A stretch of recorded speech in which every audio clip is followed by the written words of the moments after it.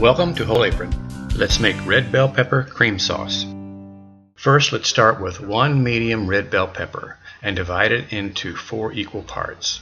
Next, with the skin side down, take your knife and remove the stem, seeds, and some of the excess membrane. Now let's cut 3 of these sections into a large dice. All we are going to do is slice them lengthwise into about 3 or 4 strips. Then rotate those strips around and slice those into your dices. The remaining section we are going to cut into a very small dice for garnish, and I want to show you how to hold your hand. All your fingertips should be down and curled slightly back like this, and the middle finger should be slightly out in front of the others. The top of the knife should be angled slightly toward that finger. This will angle the sharp edge of the knife, which is on the bottom, away from your fingers.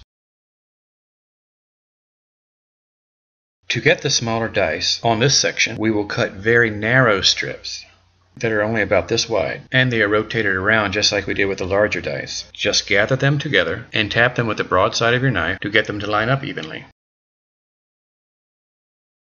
Then use narrow slicing to cut the strips into your small dices. Don't worry if all your dicing is not exactly perfect. Just do your best and that's going to be fine. We just need pieces that are about this size.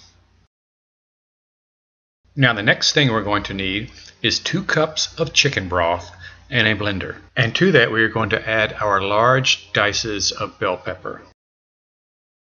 Then let's put our lid on.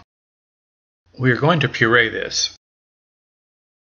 We will first start with a slow speed and then increase the speed a time or 2 until you've reached puree or your highest speed. Let this puree for about 5 minutes. Now we are ready to start cooking the sauce. In a saucepan over medium-low heat, add 1 teaspoon of vegetable oil, 1 teaspoon of chopped garlic, and 1 teaspoon of chopped shallot. Now we want to cook the garlic and shallot a little bit, but we don't want it to brown. So move it around and let it cook for just about a minute. And then right away add 1/4 cup of butter. So we can make a very simple roux to thicken this sauce. Now as soon as the butter melts, we will add 1/4 cup of all-purpose flour. We will then need to stir this so that the butter will be absorbed by the flour. I'm not going to try to explain this, but since we have measured our butter and flour by volume and not weight, we will need to adjust the amount of flour to make this roux the proper consistency. In other words, we need to eyeball it. But that's easy and I'm going to show you how to do it. The easiest way to describe it is the roux needs to have a consistency that looks like wet sand. This is too thin, so we will add a little flour at a time until it looks like wet sand. It's worth it to take your time and get this right. Remember that we are cooking over a medium-low heat. This is because we don't want the roux to brown. Here we have the wet sand consistency that we're looking for. And since we're not letting this brown, it's time to add our liquids. First we will add 2 cups of chicken broth. At this point we have our best opportunity to whisk the roux around and help it dissolve. And after we've done that, we will add the chicken broth that we have pureed the bell pepper in.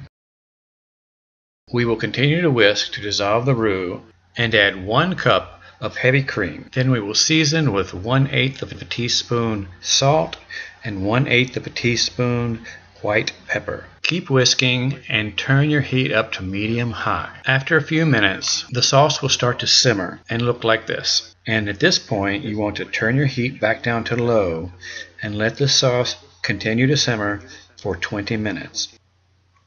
This will allow the roux to bloom, or in other words, finish thickening. Here I want to show you how thick the sauce should be. Keep in mind that sauces are not as thick as gravies. You know a sauce is at its proper consistency when it coats the back of a spoon like this. Remember that we diced 1/4 of our bell pepper into a small dice, and that is what we're going to use for our garnish. This is a great cream sauce, and it is very versatile. It complements meat, poultry, and seafood, but it also goes great with all kinds of pasta. I used it on this homemade spinach ravioli. If you want to make these, just go to wholeapron.com and the recipe is there. Also remember that I always list the amounts and ingredients for your convenience on the blog at wholeapron.com. Thanks for watching, and remember, if I made this, so can you.